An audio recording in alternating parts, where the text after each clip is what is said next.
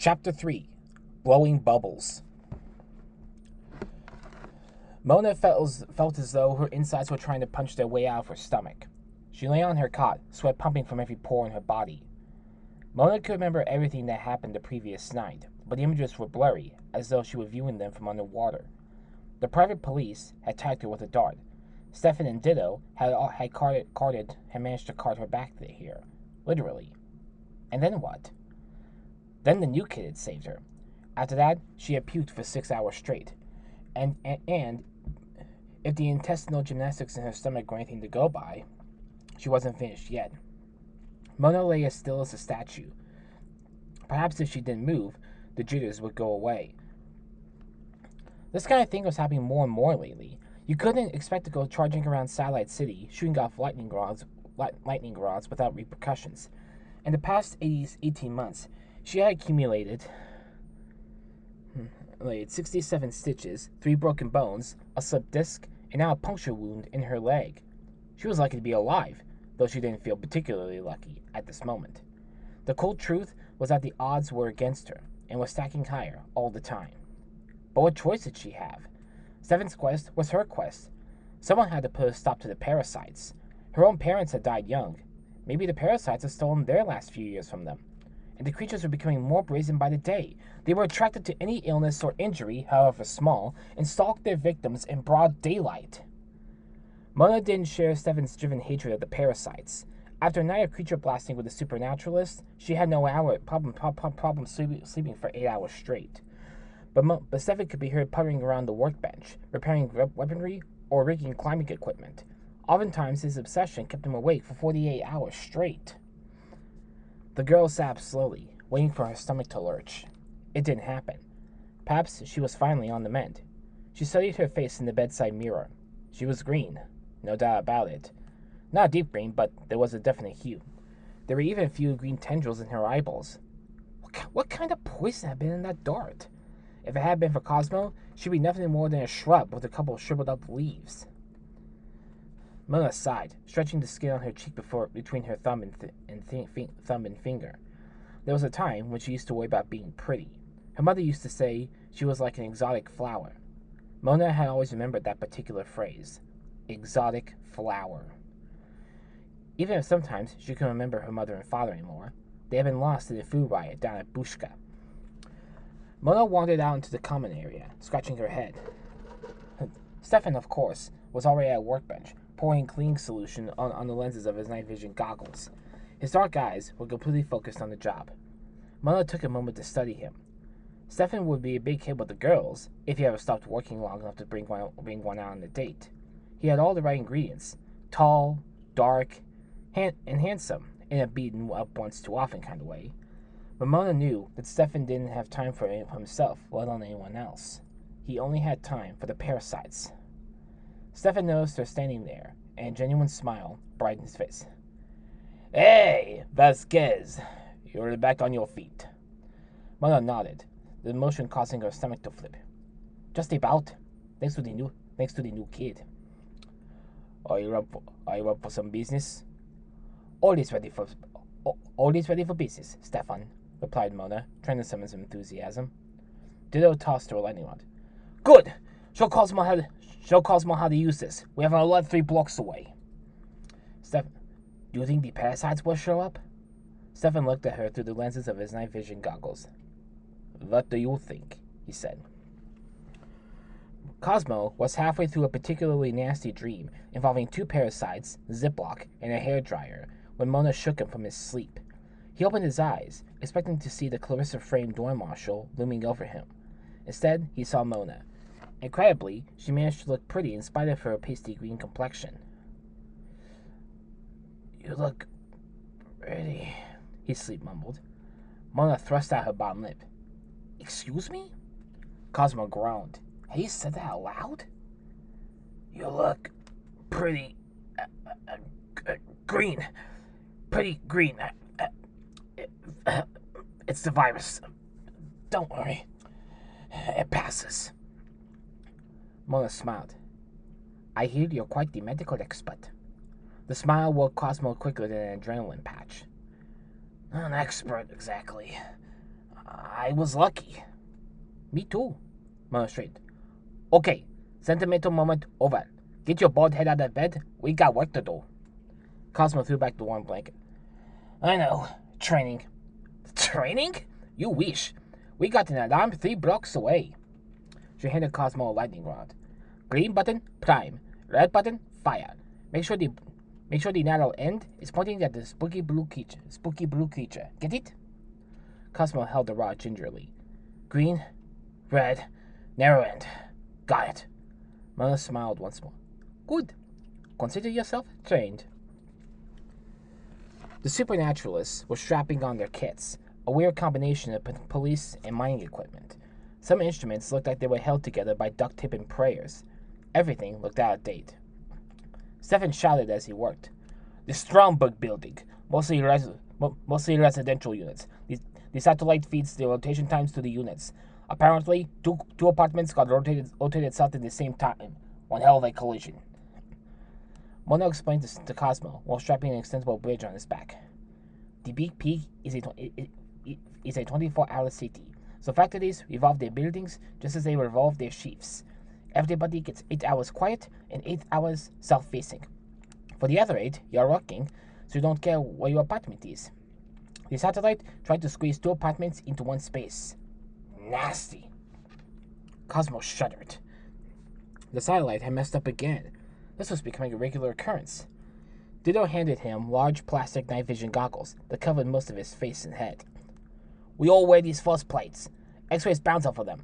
If the private police get a shot of your skull, they can computer generate your face. It's accepted as evidence in court these days. Okay, mumbled Cosmo. He felt as though he was walking towards the edge of a cliff, with every intention of jumping. In the orphanage, everything had been predictable as day following night. With the Supernaturalists, every moment brought fresh adventure. Was this the life he wanted? Did he even have a choice? Everybody strapped! Shouted Cosmo. Then let's go! They squeezed into the elevator, tense and excited. Cosmo couldn't believe that he was on his way to shoot supernatural creatures. The rest of the crew were performing their pre-engagement rituals. Ditto dabbed his arms with camouflage paint. Mona cracked every knuckle in her fingers, and Stefan burned a hole in the shaft wall with his gaze. Cosmo noticed they were going up. Do we have a helicopter? He asked softly. A helicopter? Oh, sure, chuckled Ditto. 2 helicopters and a transformer. So why are we going up? Because the lawyers are on the ground, said Mona, and up is where the parasites are. Oh, said Cosmo, none the least bit reassured. He hadn't had a lot of luck on rooftops recently.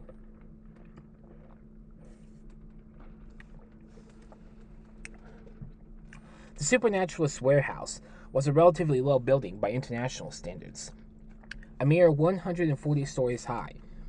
They emerged on the rooftop in a cloud of grim green smog. In West Side, all the buildings were roughly the same height, give or take a floor or two. This ensured a clear signal from the satellite to the rooftop dishes. It also made it easier for vigilantes to move between buildings, provided they were willing to risk life and limb doing so. Westside stretched before them like a box of upright dominoes, with only building graphics and neon signs to distinguish between skyscrapers. Overhead, police and TV birds jockeyed for airspace, buffeted by the winds that squeezed through the pig iron columns. Stefan unhooked an extendable bridge from his back. Cosmo paid attention. Obviously, there wasn't going to be time to practice this. He'd seen the window cleaners at Clarissa Frayne operate these contraptions, running between buildings with suicidal nonchalance, and had always thought, never in a million years. Things change. Circumstances change. The bridge, in its collapsed state, resembled a steel tray with twin rows of semicircular holes. There was a cable reel attached to the end of one tray. Stefan placed the other end firmly beneath his heel, wrapping his fingers around the reel's grip. He let out a few feet of cable, then pressed the fire button with the reel's thumb pad. The bridge unfolded instantly, powered by a small canister of gas, and shot across to the divide. Stefan played the reel expertly, keeping the bridge's nose aloft until it cleared the lip of the other building. Go! He ordered, standing to one side. Mona and Ditto ran across, yet careful, yet confident. Don't look down, advised Ditto from the other side. Cosmo took a breath and crossed, holding his breath as though he was underwater. Crossing a bridge at this altitude is not as easy as it would seem. The wind calls you to jump, and the metal creaks below your feet, and time teases you, stretching every second to an hour. Cosmo focused on Mona, smiling at him. He was across, stepping eagerly from the lip. Stefan came behind him, stowing his bridge with the press of another button. It slid back into its reduced size, hopping into Stefan's hand like a yo-yo. On the building's southern edge, Ditto had already laid down on the bridge. No time to think, no time to make decisions. Just time to follow the pack and be scared. Keep up, Stefan advised over his shoulder. We don't have a spare second. The parasites will already be there.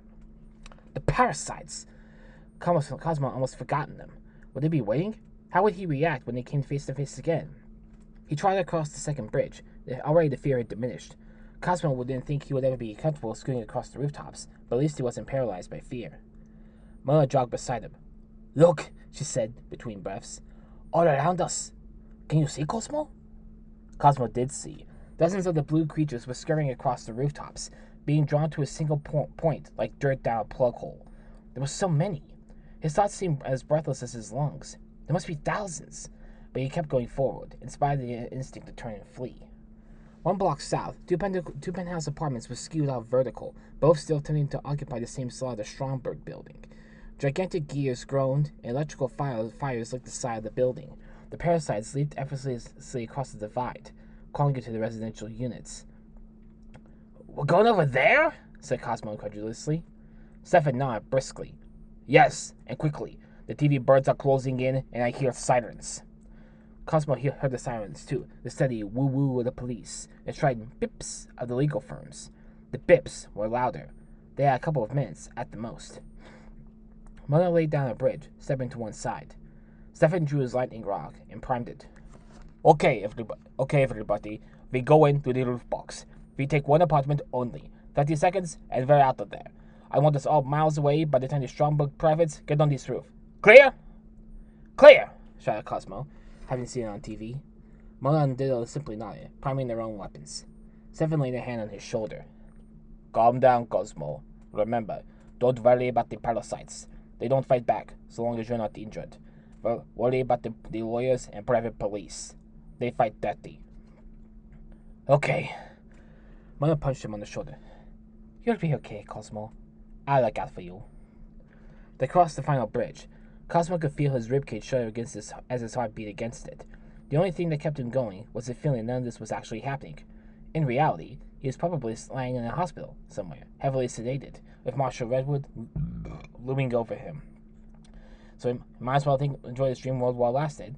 Think of it like a video game. Go in, blast a few aliens, and compare scores later. The rooftop's surface was irregular, buckled by mammoth gear cogs. Steam and hot oil geysers sprouted from rents in the concrete. The stairwell was blocked by mangled steps. Stefan wrapped a length of burn tape around the metal struts. Burn tape had been developed for logging companies in South America before it became illegal to use wood as a burning material. Cover your eyes! Stefan obeyed, a split second too late. Stefan snapped the fuse, igniting a magnesium strip that glowed brilliant white and fueled an oxyacetylene balloon. The tape cut through the metal struts like a wire through cheese, and Cosmo would have the image burnt into his retinas for several minutes. A section of stairs dropped into the shaft, blocking the low levels. Bridges! Ordered Stefan. The team members hooked the instruments over sections of banister and expertly steered them down to the chaos below. One by one, they descended into the unstable penthouse. Cosmo climbed down last on Mona's ladder, blinking stars from his eyes. He stepped into pandemonium. People fled in panic droves to the fire escape, oblivious to the blue creatures clinging curiously to the walls. Not everyone was oblivious. Stefan drew his lightning rod and started blasting. Parasites exploded in azure bubbles, bouncing across the confined space like pinballs. They made no sound and showed no surprise, simply swelled and popped. Mona began firing with deadly accuracy, along with a stream of Spanish words that Cosmo suspected were not taught in kindergarten. She quickly cleared one wall of any remaining creatures, then shouldered her way through the melee to the displaced apartments. Cosmo drew his own rod, primed it, aimed, and hesitated. The parasites regarded him through round eyes, heads cocked, alive. He couldn't do it. Not even the memory of the blue creature crouched on his chest and sucking his very own life force could make him push the button. At the corridor's end, the apartment had managed to lock into place. A 6-foot gap yawned between it and the main structure. Stefan cast a bridge across, using it to winch in the wayward apartment. Parasites flowed around him, eager to reach the wounded. The youth looked back. 30 seconds, remember, he said. His eyes were wide and possessed. Only one thing was important to him now. He ran across the bridge, shooting as he went. His team followed him into the lion's den. The apartment had obviously been struck with considerable force. Every stick of furniture was piled up against one wall. TVs, chairs, and domestic robots were reduced to little more than wires and sticks. The people hadn't fared much better. At least a dozen assorted men, women, and children were heaped in one corner of the room, limbs entangled. The parasites were all over them like flies on meat, hungrily devouring their life force. Cosmo's doubt disappeared. He pointed his lightning rod at the nearest blue creature and pressed the red button. There was surprisingly little kick from the rod. It was almost like a toy, but the effect was anything but playful. The charge scorched the air as it passed, sinking into the parasite's midsection. The creature absorbed every volt, conducting not a spark to its victim. Its greed for energy was its undoing. The blast pumped it up beyond its limit, shattering the creature into a dozen spark-filled orbs. Ditto wasn't shooting. He was the medic, doing what he could for the injured. He pulled gashes together with staples, doused open wounds with antiseptic disinfectant, and poured liquid painkiller down the throats of some unconscious. For some, it was too late. Ditto placed his hand over the heart of an elderly man. Shock, he said shyly. Just shock. Mona was half ninja, half gunslinger, popping off charge after charge into the blue creatures. She never missed. In moments, the swaying room was filled with blue bubbles like party balloons. They rose to the ceiling and melted through it with an electric fizz. Cosmo fired again and again. The Supernaturalists were right. These creatures were sucking the life from the unfortunate people, and he had never known it. He never seen. How could it be adversaries like this? Mona peered at his shoulder, her chin sunburned by muzzle flash. Cheer up, Cosmo. You just saved a life. That was the way to keep going then. Save one life at a time. Cosmo took aim at a creature glowing silver from absorbed life force. He fired. The creature dissolved into bubbles. The floor beneath their feet suddenly began heating up. Cosmo's rubber-soled boots left melting strips where he stepped. The floor is burning! He yelled. Stefan laid a palm on the carpet. Warriors, he pronounced. They're coming through the floor. We blocked the stairwell. Time to go. But the parasites! There are more! Stefan grabbed Cosmo by the lapel. We've done what we can. If you get arrested, you can't help anyone.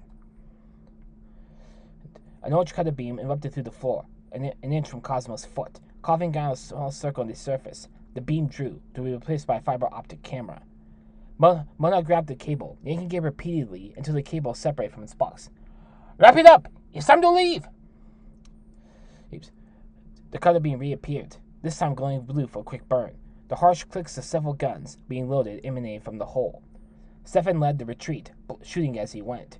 To the residents of the Supernaturalists, the Supernaturalists must have been crazed, shooting at nothing, into the air, when there were people to be helped. They traversed the retractable bridge into the main building.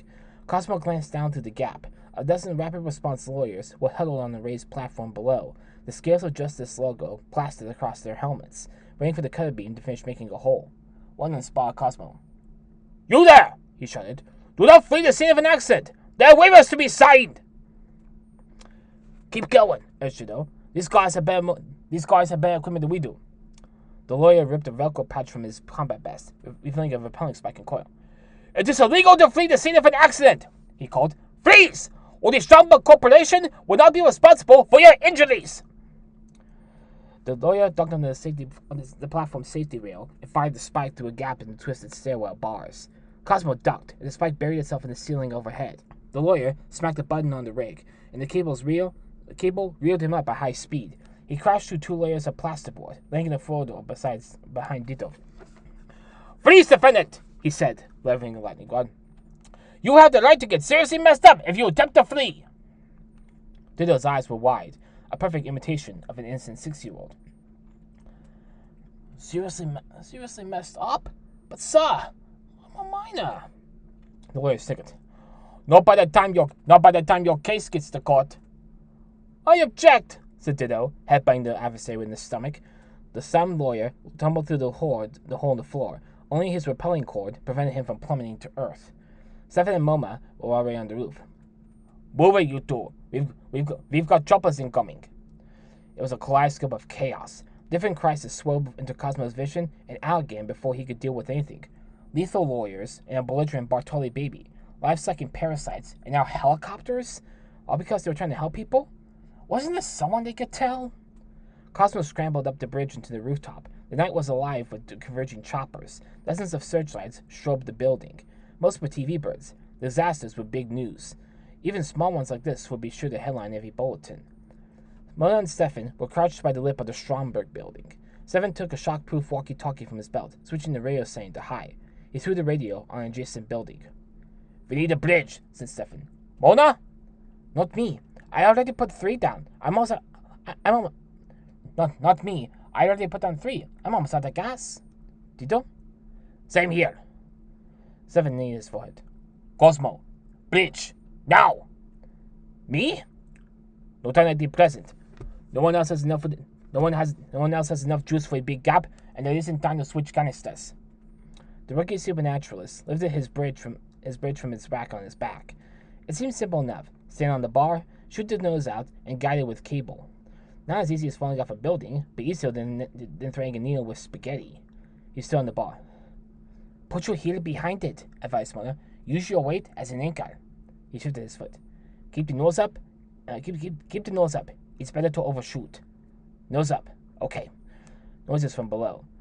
Shouted commands and the thuds of boots running. "They're coming!" Cosmo wrapped his fingers around the reel and fired. The bridge recoiled against his foot, sending tremors through his new kneecap. He ignored the pain, concentrating on steering the nose. It was heavier than it looked, and wilder, twisting in a high-altitude wind. Cosmo leaned back on the cord, hauling the nose up. Then it was over. 2 feet cleared the next building. Cosmo relaxed, and the bridge touched down with a clink. 2 hooked grippers sprang from the far end. The team did not waste time on congratulations, bolting across to the safety of the next rooftop. Cosmo followed, stowing the bridge with a touch of another button. Mona's smile shone from the shadows. "Not too bad for your first time, Cosmo." Ditto smiled, too. "Not too bad. We had to drag... The first time Mona laid down a bridge, we had to cut the cord, or it would have dragged her over the edge." Mona frowned. "Yes, well, at least I'm tall enough to steer the ladder across the big gap." "Quiet!" ordered Stefan. "Company!" The legal team was rappelling up to the adjacent roof, sliding through the wrecked roof box. Shoulder-mounted lights poked through the hole like wartime searchlights. Several lawyers were switching the shrink-wrap cartridges for illegal lethal ammunition belts. The squadron assembled in a loose circle, searching for signs of their quarry. Stefan whispered into a second walkie-talkie. "Everybody down. Lawyers are on the roof." The sentence was picked up by the first radio, 2 voices away. They amplified so it was clearly audible. "This way!" barked the legal Leo. "Don't interrogate anyone until they've signed a waiver." The lawyers repelled after the sound of Stefan's voice. They were gung-ho now, but would shortly feel very stupid. Leo chuckled. "The oldest trick in the book. We have a crate of those walkie-talkies in the warehouse. I remember when lawyers were smarter." Mona peeped over the rim. "Some of them still are." 2 of the lawyers were coming their way, lighting wild rifles drawn tight against their shoulders. "Beautiful equipment," said Ditto. "Those repelling rigs are hands-free, and the rods can shoot forever. Nothing short of an electromagnetic pulse will stop those weapons firing." Cosmo was too busy to being scared to admire their equipment. "They're coming. What are we going to do?" Stefan unhooked his backpack, placing his lightning rod on the roof. "We surrender." Mona grinned. "Watch this, Cosmo. A thing of beauty." Cosmo noticed that both Mona and Ditto were switching cartridges in their weapons. Stefan slowly rose to his feet, hands raised high over his head. "Don't shoot!" he cried. "I'm unarmed." The lawyers split apart, becoming 2 targets.